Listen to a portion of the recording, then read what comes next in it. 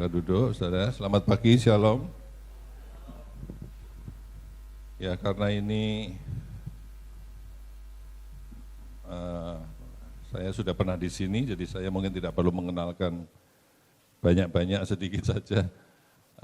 Izinkan saya perkenalkan diri lagi sedikit. Nama saya Richard Santoso.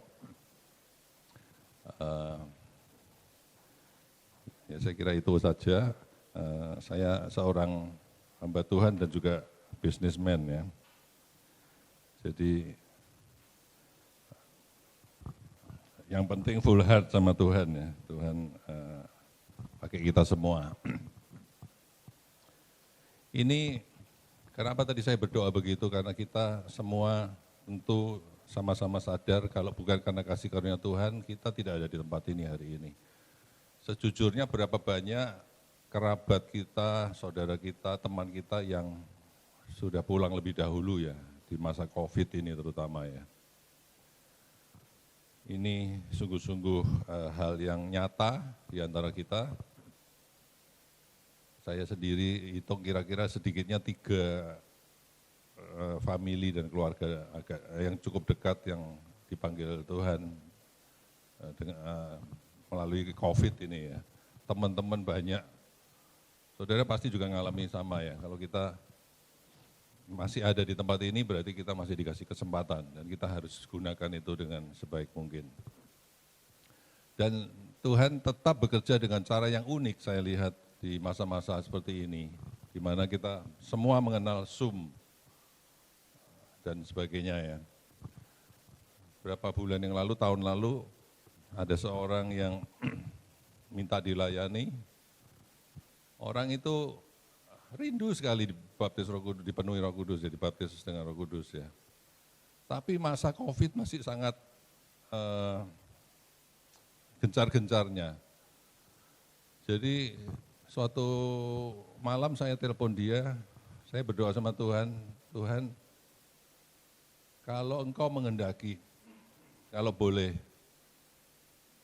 jamah orang itu di tempatnya, walaupun kami berjauhan, hanya lewat telepon. Penuhi dia dengan roh-Mu, walaupun lewat telepon. Kalau Engkau mau Tuhan, pasti bisa.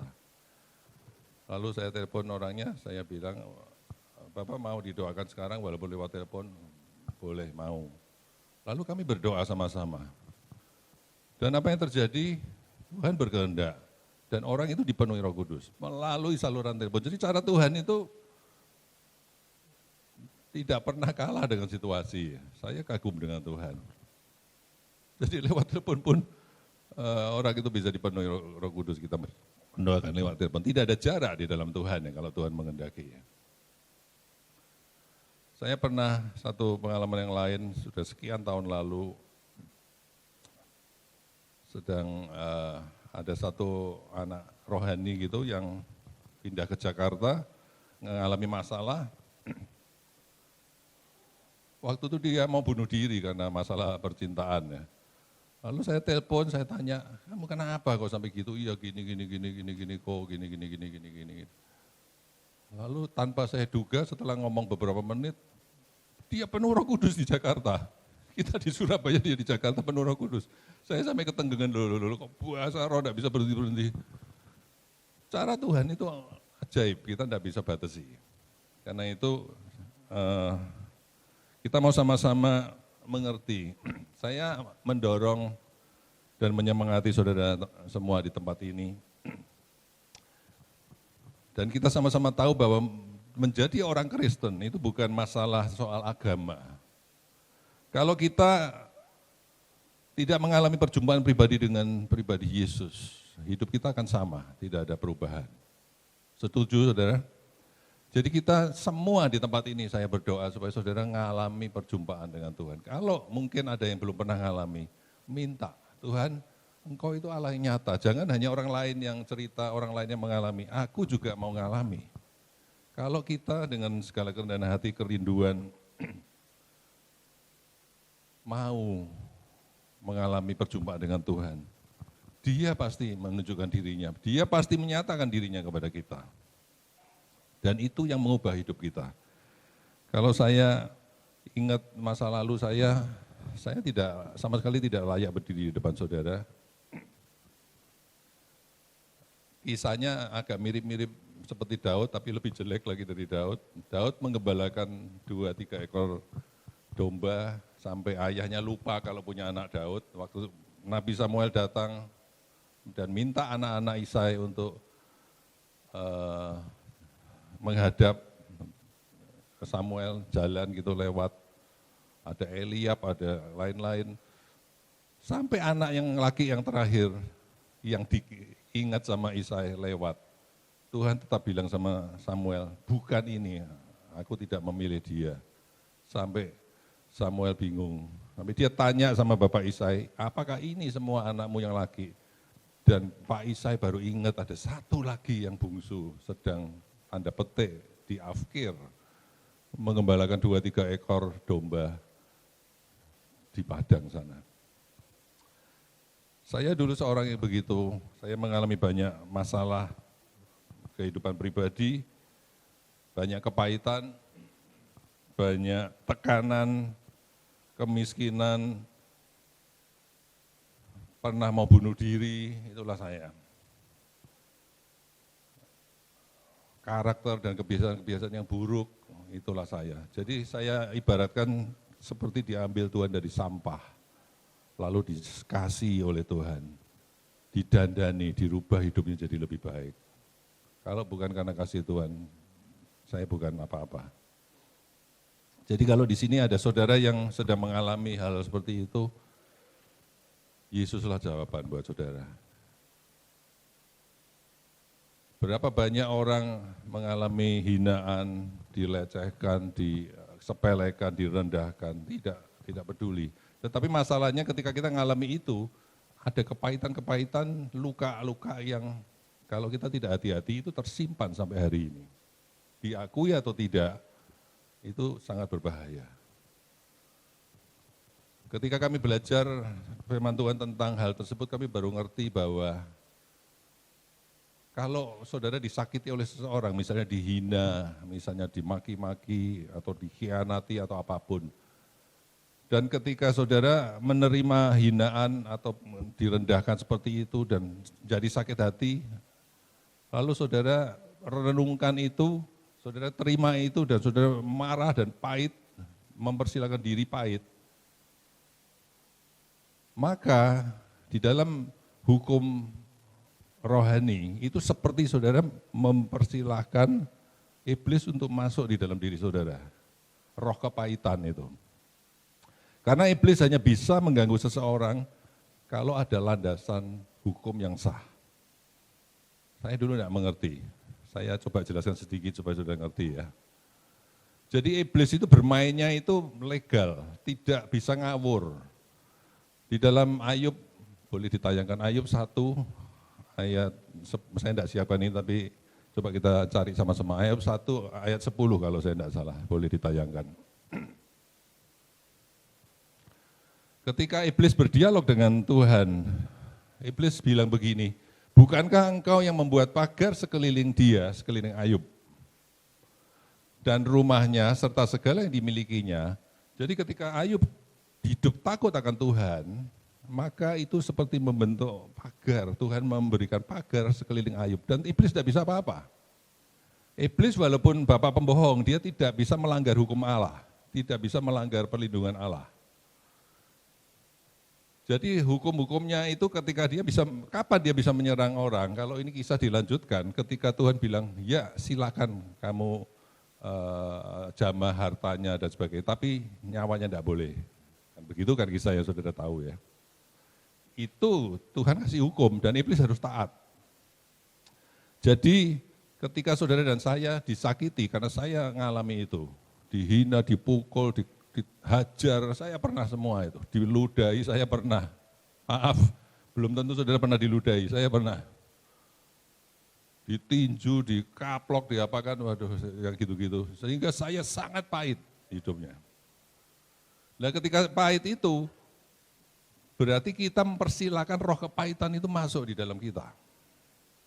Saya mestinya tidak mau khotbahkan ini, tapi saya tergerak untuk bicara begini ya, supaya saudara dapat manfaatnya. Kalau saudara ada yang alami seperti saya, saudara ngerti, harus dibuang itu. Karena ketika kita mengizinkan kepahitan itu datang dan merangkulnya, ya saya pahit, ini maaf kata, kurang ajar orang itu, kapan saya balas? Ketika kita begitu, berarti kita membuka pintu seolah-olah secara hukum, kamu kepahitan silakan masuk, roh dendam silakan masuk, seperti begitu secara rohani. Nah kalau ada celah seperti itu, iblis baru bisa masuk, kalau orang buka pintu. Tanpa itu tidak bisa. Jadi siapa yang bisa diserang kalau Tuhan mengizinkan seperti kasus Ayub dan dirinya sendiri membuka. Akibatnya segala dendam, kepahitan, akar pahit, kebencian itu kan jadi masuk. Itu di dalam hidup saya seperti itu.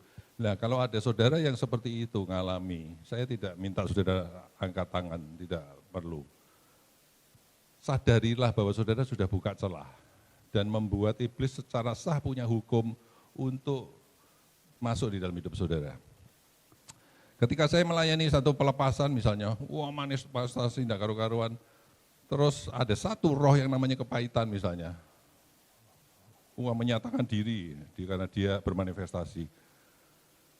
Lalu saya ngerti karena ngerti hukum ini, saya tidak akan teruskan pelayanan itu, saya stop dulu, iblisnya saya suruh berhenti, orangnya saya ajak bicara dulu. Kamu kepahitan sama siapa? Oh sama ini istri saya atau suami saya atau siapa-siapa, adik ipar dan sebagainya. Mau ngampuni enggak? Saya bilang gitu dulu. Waduh enggak bisa, dia sangat menyakiti saya dendam sampai mati saya akan begini-begini. Kalau gitu saya enggak bisa lanjutkan, saya bilang. Saya kasih firman Tuhan harus ngampuni dan sebagainya, tapi kalau dia tetap saya stop. Kamu harus pulang dulu, kamu renungkan, minta anugerah Tuhan supaya kamu bisa ngampuni. Baru datang sini lagi saya doakan. Kalau tidak ada gunanya. Kenapa? Karena dirinya sendiri mempersilahkan. Nah iblisnya diusir, dia bilang, kamu mau ngusir saya, wong dia sendiri mau kok. Ngerti maksudnya ya? Enggak bisa. Karena dirinya sendiri, iblis diberi tempat, sah. Secara hukum itu, saya bukan orang hukum, punya legal standing, punya kuasa hukum. Kamu mau ngusir saya enggak bisa. Saya berdiri atas hukum yang benar loh, orangnya mau loh, misalnya gitu ya, ini gak bayangannya. Jadi jangan pernah saudara simpan kepahitan. Tolak itu, keluarkan dari hidup kita, merugikan kita, percuma. Serahkan aja ke Tuhan, ampuni dia.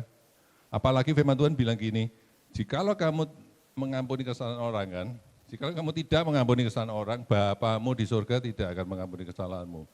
Jika kamu mengampuni, firman Tuhan kan bilang begitu, maka Bapa di surga juga mengampuni. Nah, kalau kita kepahitan, kita rugi sendiri. Kita tidak diampuni. Saya berani bilang, ya pasti kita masuk neraka. Kita mau jadi Kristen 20 tahun, 30 tahun, 40 tahun, tidak ada gunanya. Tetap, kenapa? Kok berani bilang masuk neraka? Lihat dosanya tetap ada, tidak ngampuni orang. Bapak tidak ngampuni berarti kan binasa. Jadi begitu. Jadi kalau roh Tuhan mengarahkan ke sini, pasti saudara ada yang perlu. Renungkan ini, tangkap, lakukan ya sendiri nanti di rumah. Tuhan ampuni, aku mau bongkar ini semua, saya tidak mau lagi ada kepahitan. Supaya hidup saudara sendiri dibebaskan. Jadi tindakan mengampuni itu bukan setuju atas orang yang melakukan hal yang buruk pada kita, bukan. Tetapi kita melepaskan. Orang tersebut juga kita ampuni dan dilepaskan dengan diampuni dan kita sendiri dibebaskan. Dua. Sehingga kita tidak lagi terhalang. Ya, saya berdoa supaya semua yang alami seperti saya dulu pulang dari tempat ini bisa dibereskan dengan Tuhan. Ngampuni semua, minta Roh Kudus jelaskan, ingatkan apapun yang saudara alami kepahitan itu dan selesaikan. Saudara akan hidup bebas, enak. Nanti kerohanian saudara tidak terhalang. Oke, sekarang saya masuk ke topik saya yang saya rasa Tuhan taruh dalam hati saya. Saya mau bicara tentang hal yang penting dan sederhana saja. Semoga saya bisa uraikan dengan sangat sederhana tentang iman. Boleh ditayangkan Ibrani 11 ayat 1. Ibrani 11 ayat 1. Ini ayat yang banyak dari kita sudah tahu ya, hampir semua.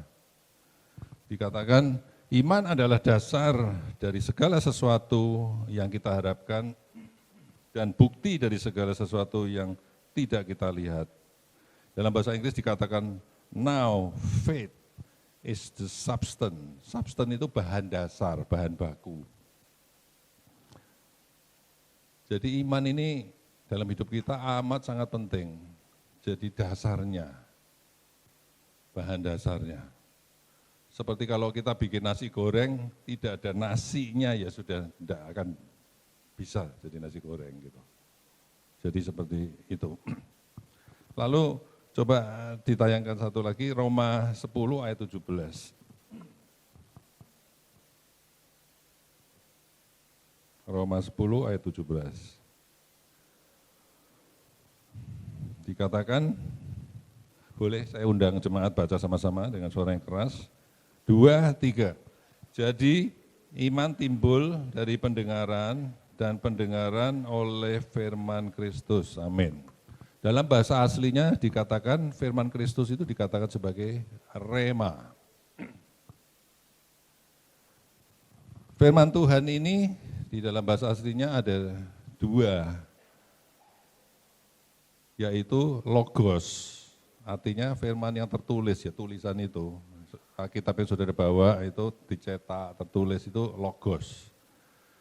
Satunya lagi rema. Jadi beda. Kalau firman Tuhan itu dalam tulisan, dalam cetakan dan sebagainya, belum menjadi rema, maka dia hanya tulisan saja dan tidak, istilahnya tidak ada dampaknya, tidak ada kuasanya, tidak terjadi apapun. Kenapa saudara dan saya harus baca firman tiap hari? Supaya nanti pada waktunya firman itu akan berbicara secara khusus kepada kita dan logos itu akan diilhamkan kepada kita sehingga menjadi rema namanya. Terinspirasi menjadi Tuhan berbicara secara pribadi melalui ayat-ayat itu. Dan ketika Tuhan berbicara pribadi itu jadi rema buat kita. Jadi iman itu timbulnya seperti itu. Iman itu memang ada karunia iman, tapi saya tidak bicara soal itu lain lagi. Jadi iman itu sebetulnya timbul dari rema. Jadi dari Tuhan kepada kita. Bukan kita mengiman-imani sendiri. Jadi sebetulnya istilah saya mengimani, tak imani itu sebetulnya tidak terlalu tepat. Itu kan dari kita. Sakit ini misalnya, saya sembuh, saya sembuh, saya sembuh, saya sembuh, saya sembuh, saya sembuh, saya sembuh. Misalnya kita bicara gitu 100 kali, 1000 kali pun, kalau itu tidak dari rema, tidak ada gunanya. Itu hanya menginisiatif diri sendiri, memompa-mompa supaya seperti itu. Saya dulu tidak mengerti juga begitu. Ini saya tidak tahu dulu diajari enggak ya. Ini, kalau ada mobil bagus, kita lewat, kita ini kepingin mobil, ini mobil misalnya, kita akan begini. Dulu saya diajarkan gitu. Pegang, lihat-lihat ada orang, dalam nama Yesus, jadi punya saya. Gitu. Kita kan seperti itu, saya dulu gitu. Kepingin sepeda motor bagus, ada bagus, waduh saya enggak punya duit ini. Tak imani, tumpangin tangan kan kita. Dalam nama Yesus, jadi punya saya atau saya punya seperti ini. Nah ini tindakan yang tidak tepat. Tanda petik konyol. Jadi istilah mengimani itu sebetulnya tidak tepat. Harusnya inisiatif Tuhan kepada kita dan timbul dari dalam. Terus mendadak kita, yes. Kalau bahasa Jawanya, tiba gini tuh, waduh kalau ngerti dari dulu ya saya akan begini ya misalnya gitu. Itu timbul dari firman Tuhan yang diinspirasikan pribadi. Suatu hari ada orang, ini kejadian nyata, seorang bapak, dia naik Vespa ya enggak terlalu baru lah, butut juga tidak, tapi ya Vespa ya. Sudah tahu ya kebanyakan ini ngerti Vespa ya. Lalu dia sangat kepingin punya mobil. Dia dengar firman yang begini-begini itu, saudara harus mengimani. Yang belum punya sepeda, imani punya sepeda. Yang belum punya sepeda motor, imani punya sepeda motor. Yang belum punya mobil, imani, kan gitulah, diajar begitu. Akhirnya dia mulai sama istrinya, bu, ayo kita ngimani punya mobil. Akhirnya setelah berapa lama, tambah terngiang-ngiang itu, ngimani mobil, mulai cari-cari, tanya brosurnya mobil dan sebagainya. Di Komsel, di sini ada Komsel ya, ada pertemuan ibadah. Pemimpin Komselnya tambah nambahi lagi, bertindak dengan iman, ambil brosurnya mobil. Waduh, dia tambah pergi ke showroom ambil brosurnya mobil lagi. Akhirnya oleh showroom diajak hitung-hitungan. Ini harganya sekian Pak, DP-nya sekian, angsurannya, saya pasti Bapak harga paling murah ya, wah itu cara sales lah. Sekian per bulan. Lalu dia hitung-hitungan, dia pulang ngerunding sama istrinya. Ini kira-kira DP-nya kita enggak punya duit ini Bu. Vespa kita jual bisa jadi DP ini Bu, gitu dia. Angsurannya tiap bulan, gaji saya sekian. Ya kalau dipres-preskan masih bisa Bu ini, tapi ngepres loh ini Bu. Nah di Komsel tetap didengungkan terus, bertindak dengan iman. Akhirnya nekatnya keluar, jadi bukan lagi iman tapi nekat. Ini yang disebut mengimani dengan inisiatif orang, bukan dari Tuhan. Akhirnya apa yang dilakukan? Yes, saya ambil mobil ini. Lalu Vespa-nya dijual, dibuat DP, lalu mobilnya, ya tentu bukan mobil yang mahal, yang bagus sekali. Akhirnya naiklah mobil, senang sekali ke Komsel, ke gereja, ini hasil iman saya yang saya imani kan gitu kan. Lalu angsuran pertama berhasil, ngirit, makanya misalnya ayam jadi telur dan tahu tempe misalnya gitu. Bulan kedua angsuran bisa, kira-kira sampai bulan kelima mulai setengah mati. Anaknya ada sakit, pergi dokter bingung, duitnya sudah ngepres ya Pak, habis ini tidak bisa nih buat angsur ini. Bulan ke-6, ke-7 malah tidak bisa bayar. Akhirnya sampai bulan ke-3, ke-4 dan seterusnya, datanglah dari kreditur itu mau nyita mobilnya. Bingung, datang ke hamba Tuhan. Pak saya mau konsultasi. Diceritakan seperti saya cerita nih. Saya bisa cerita kenapa? Karena saya dengar dari hamba Tuhan ini.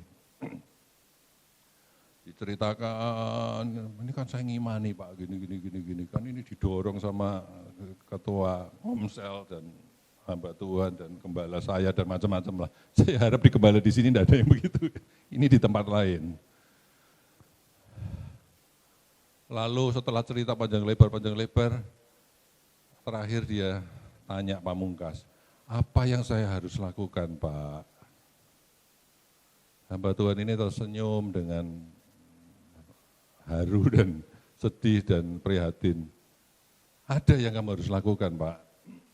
Apa Pak? Jual mobilmu, balik naik Vespa lagi. Karena itu bukan dari Tuhan. Mengimani sendiri. Oh gitu ya Pak? Iya. Ya memang penyelesaiannya gitu, memaksakan diri. Bukan dari Tuhan. Nah sekarang kebetulan kisah nyata ini saya pernah ngalami. Sekian tahun yang lalu, saya sudah punya satu mobil, tapi anak saya ini sekolahnya berlainan tempatnya, sehingga sulit ngantar ke sini jamnya itu kan terus ke sana dan sebagainya. Terus saya sendiri juga kerja, sehingga saya sama istri sepakat berdoa untuk minta mobil satu lagi. bukan untuk mewah-mewahan, untuk kebutuhan. Lalu anak-anak juga saya kumpulkan, ayo kita doa kalau Tuhan mengizinkan boleh, supaya kita dikasih mobil satu lagi, supaya bisa 2 arah. Sekolah juga tidak sulit, saya kerja juga tidak sulit, dan sebagainya. Lalu kami sepakat doa di kamar sendiri berempat. Anak saya waktu itu 2, sekarang 3. Kurang lebih doanya sederhana. Bapak, kalau engkau mengendaki, tolong beri kami mobil satu lagi. Ini saya boleh sampai jam berapa? Saya khawatir banyak ngomong terus meleset ya. Sampai jam berapa? Sampai jam 10 ya. Semoga bisa cepat ya. Lalu kami berdoa di kamar saya sendiri dengan 2 anak, dengan istri, minta begitu. Apa yang terjadi? Kira-kira tidak lama, mungkin 2-3 minggu kemudian, di gereja saya ada datang hamba Tuhan dari Amerika. Saya waktu itu juga melayani sebagai pemain musik juga. Jadi saya di panggung. Beliau khotbah dari Amerika, saya rasakan hamba Tuhan ini sangat dekat Tuhan. Dari cara dia berkata-kata, saudara kan tahu kalau seorang hamba Tuhan berbicara, hati saudara itu kayak berapi-api, saudara tahu ada roh Tuhan di situ. Saya tahu hamba Tuhan ini dekat dengan Tuhan, saya kepingin didoakan, saya begitu. Nah karena saya lagi melayani, nanti aja biar sudah selesai gitu. Nah singkat cerita sudah selesai ibadah, saya datang, hamba Tuhan itu belum pulang, saya bilang please pray for me, tolong doakan saya. Lalu dia doakan, tiba-tiba firman Tuhan datang ke dia, enggak kenal saya sama sekali loh baru ketemu itu. Tahu-tahu bilang begini, bahasa Inggris, Tuhan bilang, I will give you a new car. Bayangin, hamba Tuhan dari Amerika, enggak ada kenal, enggak ada apa-apa, tahu-tahu Tuhan bicara, I will give you, aku mau kasih kamu mobil yang baru. Nah, saya tahu 1000% sudah enggak usah pakai apapun, ini Tuhan, bukan ngarang-ngarang. Siapakah hamba Tuhan itu enggak kenal saya, tidak tahu kami berempat doa di kamar. Nah itu berbicara secara pribadi, rema bicara dari firman Tuhan juga dari Tuhan bicara pribadi juga. Saya tahu, ini Tuhan kasih. Nah iman itu timbul dari sini, bukan saya imani mobil itu, bukan. Singkat cerita, setiap hari saya bawa doa, Tuhan terima kasih engkau sudah kasih saya mobil. Tapi apa yang saya harus lakukan, saya begitu. Duit belum ada gitu. Itu yang terjadi. Lalu itu kira-kira bulan apa ya? Mungkin bulan Oktober, November begitu. Lalu saya runding-runding sama istri, ini Tuhan sudah kasih ini. Kita mau minta mobil apa ya? Kalau minta Mercy atau BMW ya kurang ajar. Ya gitu kan ya, berarti kita tidak tahu diri. Nah saya lihat-lihat mobil yang harganya tidak mahal tapi cukup bagus. Kesimpulan kami setelah survei-survei itu Grand Livina. Livina sudah tahu ya. Akhirnya Tuhan kalau boleh kau kasih nanti Livina ya gitu. Nah akhirnya singkat cerita, Desember tanggal 30-an tutup tahun, saya iseng-iseng mau tanya harga Livina itu berapa, telepon satu dealer Nissan. Begitu telepon diangkat, saya tanya Livina, langsung di sana jawab, Bapak beruntung, ini mau tutup 1 jam lagi showroom kami. Setelah tutup, nanti tanggal 4 Januari atau 5 Januari kami buka lagi, harga Livina sudah naik 15 juta gitu. Kalau Bapak kasih DP 500.000 saja, harganya tetap Pak Januari, tergoda enggak kita? Tapi Tuhan belum bicara kapan, pasti dikasih, sudah ngomong. Aduh di sini gelodakan, 500.000 ya punya lah kita ya. Dan harga Livina waktu itu sudah tahu berapa? 185 juta. Jadi dengan berat hati, dengan bergumul, saya harus tutup telepon karena tahu bukan kehendak Tuhan. Hanya iseng tanya harga. Saya bilang, Pak, terima kasih, enggak, saya enggak dulu. Oh sayang loh, gini. Enggak Pak, terima kasih. Berat tuh ngomong gitu tuh. Saya tutup teleponnya. Kalau kita mau bertindak dengan diri sendiri ya pergi ke kreditur, minta dihitungkan dan ini itu. Tapi saya tahu karena Tuhan bicaranya kayak gitu mujizatnya, pasti enggak kredit ini, pasti cash. Karena sampai orang Amerika ngomong begitu, enggak kenal saya, itu sudah pasti orang sini bilang, cia Tuhan ini, pasti Tuhan ini. Nah akhirnya singkat cerita, saya tiap hari, Tuhan aku mesti apa? Tiap hari, tidak ada hari yang saya tidak begitu. Ya buka hati, soal mobil engkau mau apa di samping persekutuan pribadi lainnya. Tetap Tuhan diem aja, ya kita tetap harus tunggu. Nunggu Tuhan itu di dalam kekristenan itu amat sangat penting. Jangan saudara kaget ketika kita bergumul sesuatu, berdoa sungguh-sungguh, berdoa puasa, 3 hari, 4 hari Tuhan seperti diam saja, jangan terkejut, itu biasa. Musa kadang-kadang naik ke Gunung Sinai untuk bertemu Tuhan. 7 hari, 7 malam Tuhan diem aja. Baru mungkin hari ke-8 Tuhan ngomong, itu terserah raja kita mau apa gitu.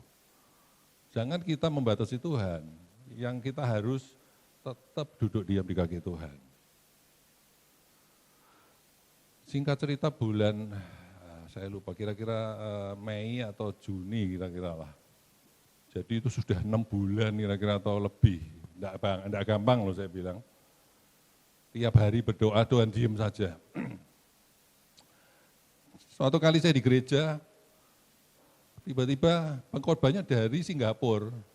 Lain lagi ini bukan dari Amerika.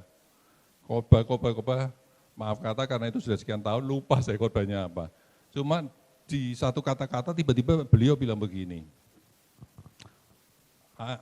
I will speak just once. Gitu. Artinya gini, kalau aku berbicara cukup satu kali, tidak perlu aku ulang. Gitu. Tiba-tiba kata-kata hamba Tuhan itu tak jadi rema buat saya. Tuhan bilang gini pribadi ke saya, sekarang waktunya kamu bertindak, aku ngomong sekali, tidak tahu ulangi. Gitu. Wah, saya tahu ini harus bertindak. Besoknya saya langsung telepon ke dealer. Ini tidak ngawur ya, bukan ngiman-ngimani ya, tapi iman yang dari Tuhan. Saya tanya, saya mau test drive, tolong kirim unit. Lalu dikirimlah unit, saya sama istri saya coba setir, oh ya enak memang ini. Livina nyaman ini. Akhirnya pesan. Karena sudah ada konfirmasi ya. Saya tanya istri saya, kamu mau warna apa? Dia bilang, saya ingin yellowish, yang kekuning-kuningan. Enggak mau abu-abu, enggak mau. Hitam enggak mau. Salesnya bilang, kalau abu-abu Pak ada ini barangnya, langsung tinggal. Saya bilang, enggak, istri saya minta kuning. Oh ya sudah, saya indenkan ya, inden dulu Pak, dibuatkan di Tangerang atau di mana lah, enggak tahu saya. Oke, saya bilang enggak apa-apa. Oh, dalam hati duit juga belum ada gitu. Akhirnya diindenkan, saya tanya kapan, ya kira-kira 1,5 bulan lagi lah. Oke, nah, singkat cerita 1 bulan setengah lagi, kontak saya Pak, maaf Pak diundur Pak, soalnya ininya belum. Oh iya oke, kapan? Ya kira-kira 2 minggu lagi Pak. 2 minggu lagi Pak, belum Pak, maaf Pak, kapan? Ya kira-kira segini lagi, sampai 4-5 kali. Nah sales mobil ini, saya kenalnya dari teman saya yang mengenalkan, karena dia leasing kerjanya. Ini loh teman saya di dealer. Karena 4-5 kali gontak terus, janjinya teringkari terus, saya enggak marah. Orang ini heran, Pak Richard ini kok enggak marah ya? Orang lain saya sudah dimaki-maki ini, biasanya gitu. Lalu dia cerita ke teman saya yang mengenalkan, Pak Richard itu sabar sekali. Tidak marah saya gitu kan, padahal ini ya saya juga sungkan. Terus teman saya ngomong ke saya, temanku yang sales itu bilang, Bapak sabar. Saya ketawa, gimana enggak sabar, duitnya belum ada, mau ngamuk gimana? Iya enggak tahu itu. Nah singkat cerita setelah 4-5 kali mundur, ada. barangnya siap, telepon Pak, sudah ada barangnya, Bapak tolong kasih tambah sekian juta dulu, nanti setelah barang full. Apa yang terjadi? Karena bukan saya ngiman-ngimani, Tuhan yang bertindak. Uang itu ada di rekening bank saya, dengan caranya yang ajaib, nggak bisa dipikir. Sehingga mobil itu datang, saya bayar lunas 185 juta tanpa kredit. Sudah ngerti bedanya ya, mengiman-imani dengan Tuhan yang meremakan ke kita bicara. Itu iman, itu inisiatif Tuhan kepada kita. Jadi kata mengimani itu hati-hati.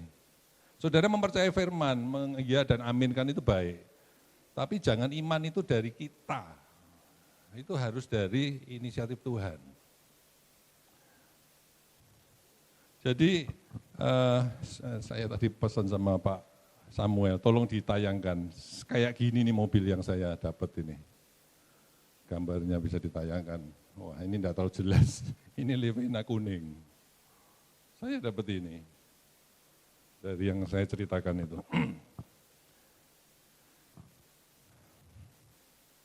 Jadi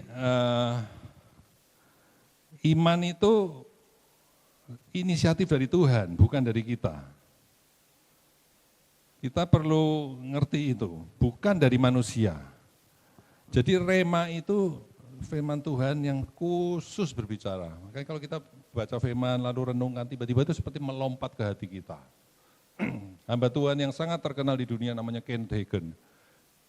Divonis dokter kamu tidak akan melebihi umur 17 tahun. Pasti mati karena sudah lumpuh, sudah ini, sudah itu, banyak problem di jantungnya dan sebagainya. Suatu kali dia baca firman, saya baca di bukunya ditulis Kenneth Hagin. Tentang kesembuhan, tentang ini, tentang itu, tentang banyak hal. Lalu itu jadi rema, masuk di dalam hatinya dan menjadi iman karena the spoken word jadi rema. Kalau gitu saya tidak harus mati ya ini. Lalu timbul iman dari rema tadi itu, lalu dia bertindak turun dari ranjang atas dorongan Roh Kudus ya, bukan ngawur ya, jangan nanti diterapkan salah. Dan dia mengalami kesembuhan total dan baru meninggal sekian tahun yang lalu dalam usia kalau tidak salah 80 sekian tahun. Dokter vonis tidak lebih dari 17 tahun, kenyataannya karena rema Tuhan yang berbicara, dia bertindak dan sembuh dan jadi tokoh iman di dalam. Kalau saudara ngerti baca bukunya Kenneth Hagin itu banyak berbicara tentang iman dan sangat menginspirasi kita semua. Jadi saudara bisa renungkan bahwa iman itu seperti itu. Cho Yonggi bilang bagus sekali. Dikatakan rema adalah bagian dari logos, dari firman Tuhan tertulis itu, yang dihidupkan Roh Kudus dan diberikan kepada kita pada waktu tertentu dan saat tertentu dan untuk keperluan tertentu. Makanya Dr. Cho Yonggi membangun gereja yang terbesar di dunia di Seoul, Korea. Saya puji Tuhan ada kesempatan 2 kali saya pernah ke gereja itu. Gedenya luar biasa. Kalau Betani di Manyar itu sudah segitu gedenya, di sana gede sekali. Ingat saya 5 lantai. Jadi kami kalau orang asing datang mesti harus naik ke lantai paling atas, lalu pakai headset. Ada terjemahan bahasa Perancis, bahasa Inggris, bahasa ini. Waktu itu Indonesia tidak ada. Dia mendapat rema, lalu dia membangun gerejanya. Dan waktu itu tidak punya uang, tapi Tuhan bagaimana caranya mensuplai sampai bangunannya selesai. Nah ada pendeta-pendeta yang lain yang secara tidak bijaksana bertindak sama seperti Dr. Cho Yonggi, membangun gerejanya tanpa ada rema dari Tuhan, lalu ditagih utang sana sini sampai mau dimasukkan penjara. Lalu dia datang ke Dr. Cho Yonggi, Pak kenapa saya tidak ngalami seperti Bapak? Lalu Cho Yonggi dengan sedih, dia bilang, kamu salah, kamu tidak dapat rema tapi kamu ngotot, saya dapat rema, jadi beda di situ, tindakannya boleh mirip, tetapi dasarnya beda sekali. Nah kalau kita hidup dalam Tuhan, saudara baca firman Tuhan setiap hari merenungkan, pasti nanti ada rema-rema dari Tuhan. Jadi saya dorong sebelum ini waktunya sangat singkat, sebelum saya harus akhiri. Kalau ada saudara yang sampai hari ini, walaupun Kristen sekian tahun, kalau saya survei di mana-mana lah, selalu banyak yang tidak baca firman. Saya tidak minta saudara angkat tangan supaya tidak malu. Tapi untuk kita sendiri dan hidup kita sendiri, kita harus tetapkan, saya harus mengalami Tuhan. Tuhan itu luar biasa. Saya akan bisa berdiri di sini berjam-jam bersaksi tentang keajaiban Tuhan banyak sekali dalam hidup saya. Karena memang Tuhan kita luar biasa. Kalau saudara dan saya tidak mengalami ini, rugi besar. Kita jadi Kristen 10 tahun, 20 tahun, 40 tahun, tapi tidak pernah mengalami, rugi besar. Kita perlu mengalami, karena Tuhan begitu indah, begitu luar biasa. Dan kasih-Nya dicurahkan ke kita dengan limpahnya. Ya, boleh pemain musik kembali ke tempatnya. Kita renungkan hal ini. Mungkin saudara ada pergumulan-pergumulan tertentu soal ekonomi, soal apapun. Saudara sekarang mulai tahu bagaimana supaya saudara mendapatkan rema itu. Baca firman, renungkan firman Tuhan, berdoa. Nanti itu akan secara pribadi diilhamkan Roh Kudus kepada saudara. Pada waktunya pas nanti. Saya tidak ada waktu banyak untuk bersaksi. Bagaimana saya ketemu istri saya, bagaimana saya memulai usaha saya. Semua itu dari Tuhan. Tuhan berbicara. Dan sungguh-sungguh luar biasa. Melalui masa COVID yang begini, karena Tuhan yang berbicara saya harus usaha apa. Maka kena COVID, kena macam-macam, tetap bisa lewat. Bukan karena kemampuan kami, tapi karena Tuhan yang pegang perusahaan itu. Istilahnya begini, seorang hamba Tuhan bicara bagus sekali. Kalau ada sidik jari di usaha Anda atau di sesuatu yang kita lakukan, sidik jari Tuhan, tidak akan bisa diapa-apakan, digoyahkan. Itu betul sekali. Ketika pertama lockdown, omset perusahaan saya hampir nol. Karyawan belum banyak tapi berapa puluh orang. Berapa puluh, kalau sudah kalikan UMR aja sudah bisa hitung langsung 100 juta ke atas harus bayar. Gaji aja. Saya mikir kalau order nol gini ya lama-lama ya mana kuat. Hanya berapa saat bisa, nggak mampu lagi. Tapi Tuhan dengan caranya yang ajaib bisa loloskan. Akhirnya malah kami sekarang omsetnya melebihi dari sebelum COVID. Banyak sekali hal yang kita bisa jalani bersama Tuhan. Boleh nyanyikan satu lagu. Mari kita renungkan hal ini. Kalau selama ini saudara salah melakukan sesuatu, akui dengan rendah hati, Tuhan aku salah selama ini. Kalau saudara ada kepahitan seperti tadi saya semula bicara, akui, bereskan pagi hari ini. Pulang dalam keadaan yang lain, nanti teruskan di rumah. Ya silakan.